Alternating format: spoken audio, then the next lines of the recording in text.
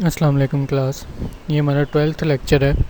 इससे पहले हमने जो काम स्टार्ट किया था वो मार्केट इक्विलिब्रियम का हमने एक टॉपिक स्टार्ट किया था, जिसमें हमने ये देखना था कि मार्केट के अंदर प्राइसेस कैसे डिटरमिन होनी है।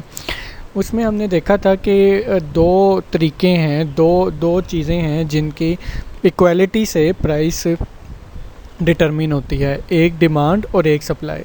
डिमांड को हमने थोड़ा सा डिस्कस कर लिया था कि डिमांड क्या होती है, क्वांटिटी डिमांड और डिमांड में फ़र्क क्या होता है, लॉ ऑफ डिमांड क्या होता है, डिमांड कर्व कैसे ड्राइव होता है, डिमांड के डिटर्मिनेंट्स कौन कौन से हैं और उनके रिलेशनशिप्स क्या हैं उनके साथ। तो ये हमने थोड़ा सा डिस्कस किया था। अब हम दूसरे फैक्टर पे आते हैं, that is supply. So quantity supplied क्या होती है? The amount of a good, service और resource that people are willing and able to sell during a specific period at a specific price। जिस तरीके से हमने डिमांड को डिफ़ाइन किया था कि डिमांड एक ऐसी अमाउंट होती है किसी भी चीज़ की जो एक कंज्यूमर विलिंग भी होता है और एबल भी होता है उसको परचेज़ करने का ऑन आ पर्टिकुलर प्राइस। इसी तरह से सप्लाई है। अब जब आप सप्लाई की बात कर रहे हैं तो आप एज अ प्रोड्यूसर सोचें इस बात को कि आप अपनी प्रोडक्ट जो आप प्रोड्यूस कर रहे हैं उसको कब मार्केट में लेके जाएंगे। तो वो क्या है? That people are willing and able to sell on a particular price. तो अगर मैं आपसे ये क्वेश्चन करूं कि what is the difference between stock and supply. Stock क्या होता है और सप्लाई क्या होती है? स्टॉक आपकी प्रोडक्ट या आपकी प्रोडक्शन का वो वाला हिस्सा होता है, वो अमाउंट होती है जो हम विलिंग नहीं होते on a particular price cell करने के लिए, वो स्टॉक होता है। जब हम उस अमाउंट को विलिंग हो जाते हैं एक पर्टिकुलर प्राइस पे कि हम इस पर्टिकुलर प्राइस पे इसको सेल करेंगे, तो वो आपका सप्लाई बन जाती है। तो सप्लाई क्या है कि किसी भी एक पर्टिकुलर प्रोडक्ट की एक पर्टिकुलर अमाउंट है जो कि एक प्रोड्यूसर विलिंग होता है सेल करने के लिए इन अ स्पेसिफिक टाइम। सो ये तो क्वांटिटी सप्लाइड हो गई। तो लॉ ऑफ सप्लाई क्या है? लॉ ऑफ सप्लाई की अगर हम बात करें तो इससे मुराद ये है कि what is the relationship between price and quantity supplied. Other things remaining the same, if the price of a good rises, the quantity supplied of that good also increase। यहाँ पे इसको स्टॉप करके दोबारा ज़रा रिवाइज करते हैं law of demand पे। Law of demand क्या था? By taking the other things constant, if there is an increase in price our quantity demand will decrease। There was inverse relationship between price and quantity demanded। तो quantity supply में क्या है? Law of supply में क्या है कि जब commodity की प्राइस इंक्रीज़ होगी तो आपकी क्वांटिटी सप्लाई भी इंक्रीज़ हो जाएगी। आप एज अ प्रोड्यूसर सोचें कि जब आपकी चीज़, आपकी प्रोडक्ट की प्राइस बढ़ रही है तो आप स्टॉक कर लोगे चीज़ या कोशिश करोगे कि उस प्राइस पे ज़्यादा से ज़्यादा चीज़ निकालो, ज़्यादा से ज़्यादा चीज़ सेल करो, तो आप सप्लाई बढ़ा देंगे। जब प्राइस कम होगी तो आप उस पर्टिकुलर प्राइस पे कोशिश करोगे थोड़ी प्राइस पे थोड़ी चीज़ निकालो, तो आप सप्लाई कम कर दोगे। तो ये है law of supply, the positive relationship between price and quantity supplied, but there is a condition. वो कंडीशन क्या है? Other things remain constant. वो अदर थिंग्स वही हैं जो हमने डिमांड में भी डिस्कस की थी, जो कि हमने बाद में उसके डिटर्मिनेंट्स में देखी थी। Income, price of substitute, fashion, priorities, ये चीज़ें नहीं चेंज होनी चाहिए। इसी तरीके से इसके जो डिटर्मिनेंट्स हैं क्वांटिटी सप्लाई के, जो हम नेक्स्ट क्लास में देखेंगे, वो चेंज नहीं होने चाहिए। उनको सेम रखते हुए there is positive relationship between price of a commodity and quantity supply of that product.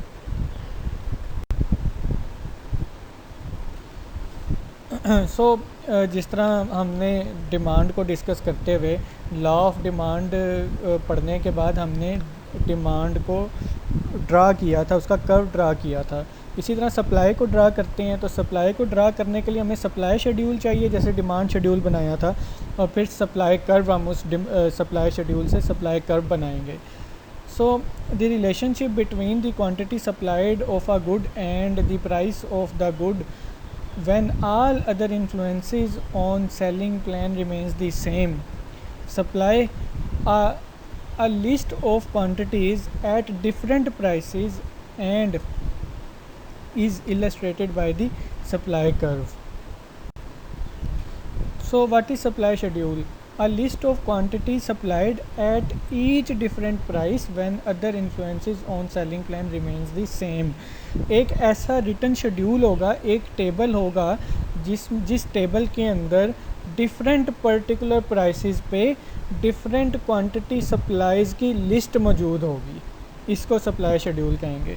सो उस सप्लाई शेड्यूल से कि प्राइस बढ़ी तो सप्लाई पे क्या असर पड़ा, प्राइस और बढ़ी तो सप्लाई पे क्या असर पड़ा, उन लिस्ट को अगर हम ड्रा कर दें, उसका कर्व ड्रा कर लें, तो उसको हम कहेंगे सप्लाई कर्व. तो सप्लाई कर्व क्या है? A graph of the relationship between the quantity supplied and the price of the good when all other influences on selling plans remains the same. So ये हमारे पास स्लाइड है जिसमें left side पे आपके पास supply schedule है और इस supply schedule पे राइट साइड पे सप्लाई कर्व ड्रा किया गया है. तो प्राइस बॉटल्स की ही है, जिस तरह हमने डिमांड फॉर बॉटल्स पहले देखी थी. अब हम सप्लाई फॉर बॉटल्स देखते हैं. प्राइस दी गई है बॉटल्स की $2. जब प्राइस है बॉटल्स की, तो इस $2 पे जो प्रोड्यूसर है वो 3000 of bottle per day supply कर रहा है. $2 पे कितनी सप्लाई कर रहा है? 3000 ऑफ बॉटल्स पर डे. सो जब प्राइस कम हो के $1.5 पे आ गई, $1.5 पे प्राइस कम हुई है, और लॉ ऑफ सप्लाई ये कहता है कि जब प्राइस बढ़े तो सप्लाई बढ़ानी है और जब प्राइस कम हो तो सप्लाई कम होगी. तो $2 पे 3000 बॉटल्स देने के लिए एग्री था, सप्लाई कर रहा था सप्लायर जो या प्रोड्यूसर जो है, और जब प्राइस कम हुई तो वो 3 से बढ़ाएगा या 3 पे ही रहेगा, 3 से कम. लॉ ऑफ सप्लाई ये कहता है कि जब प्राइस कम हो जाए तो सप्लाई भी कम हो जाएगी. तो पहले सप्लाई 3 थी, अब कम हो के 2 पे आ गई. मज़ीद जब आपकी प्राइस कम हुई, $1 पे आई, सप्लाई आपकी मज़ीद कम हो के 1000 ऑफ बॉटल्स पर डे पे आ गई. जब प्राइस उसकी $0.5 हो गई, $0.5, तो इस $0.5 पे जो प्रोड्यूसर है वो कोई भी क्वांटिटी सप्लाई करने के लिए एग्री नहीं है. यहाँ पे जो उसकी जितनी भी प्रोडक्शन थी $0.5 पे, अब वो उसका स्टॉक बन जाएगी. तो ये आपके पास सप्लाई शेड्यूल है. इस सप्लाई शेड्यूल को अगर हम ड्रा कर लें, डायग्राम इसकी ड्रा कर लें, ग्राफ ड्रा कर लें, तो वो हमारे पास सप्लाई कर्व बन जाएगा, जो कि इस स्लाइड के राइट हैंड साइड पे हम देख सकते हैं. हमें पता है ग्राफ के हम 2 पोर्शंस ले रहे हैं, एक वर्टिकल एक्सिस और एक हॉरिजॉन्टल एक्सिस. वर्टिकल एक्सिस पे जब हमने डिमांड कर्व ड्रा किया था तो वर्टिकल एक्सिस पे हमने प्राइस ली थी और हॉरिजॉन्टल एक्सिस पे हमने क्वांटिटी ली थी. उसी तरीके से हम यहाँ पे भी करते हैं. हॉरिजॉन्टल एक्सिस पे हम क्वांटिटी ले लेते हैं, यानी क्वांटिटी सप्लाई, और वर्टिकल एक्सिस पे हम प्राइस ले लेते हैं. तो जब आपकी प्राइस 0.5 थी, 0.5, जब आपकी प्राइस 0.5 थी तो उस पे क्वांटिटी सप्लाई कितनी थी? 0. सो जब आपकी प्राइस बढ़ के $1 पे आ गई तो उस पे आपकी क्वांटिटी सप्लाई कितनी हो गई? 1000 बॉटल्स पर डे. तो ये जो सी पॉइंट है ग्राफ का, डी पॉइंट कौन से कम्बिनेशन को शो कर रहा है? 0.5 प्राइस एंड 0 क्वांटिटी सप्लाई. और सी पॉइंट ग्राफ का कौन से कम्बिनेशन को शो कर रहा है? $1 price and 1000 bottles per day supply. जब आपकी प्राइस $1.5 पे आ जाती है तो फिर आपकी प्राइस जो है $1.5 पे जब आती है तो आपकी क्वांटिटी सप्लाई बढ़ के कहाँ पहुँच जाती है 2000 बॉटल्स पर डे, जो कि बी पॉइंट से शो हो रहा है ये कम्बिनेशन। जब आपकी प्राइस और बढ़ती है $2 पे आती है तो आपकी सप्लाई और इंक्रीज़ होके 3000 बॉटल्स पर डे पे चली जाती है, जो कि ए कम्बिनेशन से ए पॉइंट से आपके पास शो हो रहा है। तो क्या A B C D 4 points आ गए। इन चारों पॉइंट्स को अगर आप आपस में मिला दें तो आपके पास सप्लाई कर्व बन जाएगा, जो कि पॉजिटिवली स्लोप्ड कर्व है। इसकी स्लोप जो है वो पॉजिटिव है, ऊपर की तरफ जा रहा है। ये जो डिमांड कर्व था उसकी स्लोप नेगेटिव थी, वो नीचे की तरफ आ रहा था, वो लेफ़्ट से राइट नीचे गिर रहा था, इसको नेगेटिवली स्लोप कहते हैं। ये लेफ़्ट से राइट ऊपर की तरफ जा रहा है, इसको पॉजिटिवली स्लोप कहते हैं।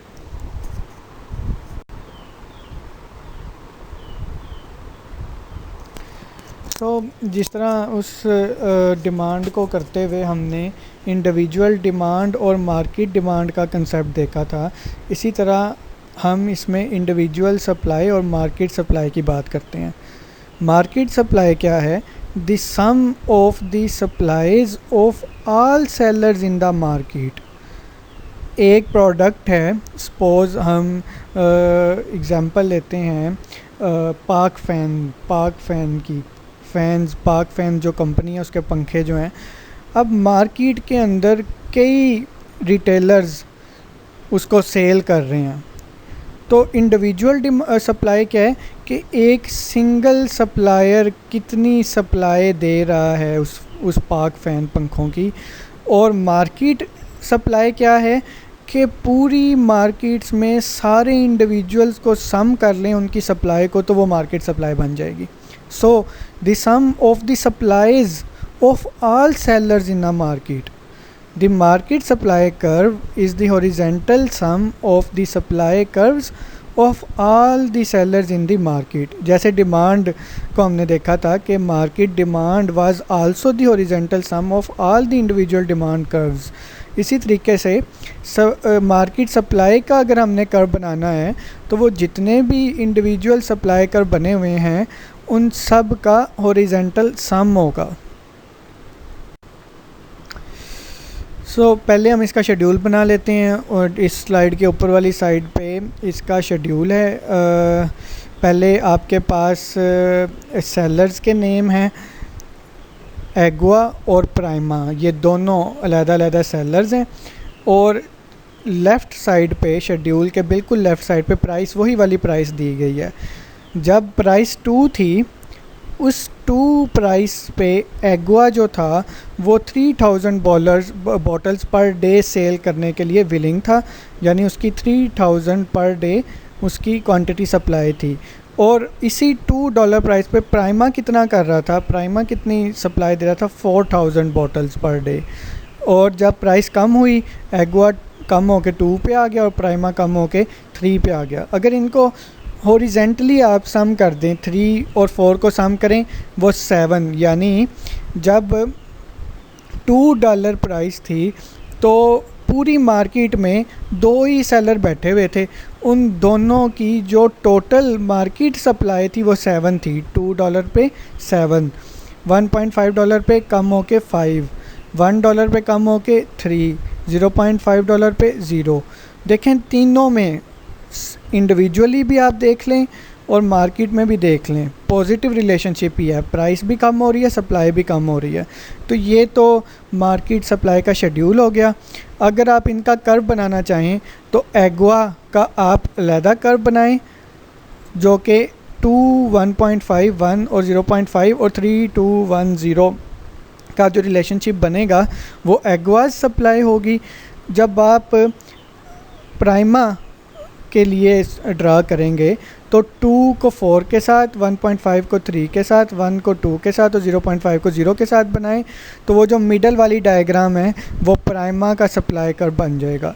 और अगर आप इनको हॉरिजेंटली सम कर दें हर पॉइंट पे तो वो आपकी मार्केट सप्लाई कर्व बन जाएगी, जो कि आपकी स्लाइड के बिल्कुल राइट साइड पे है।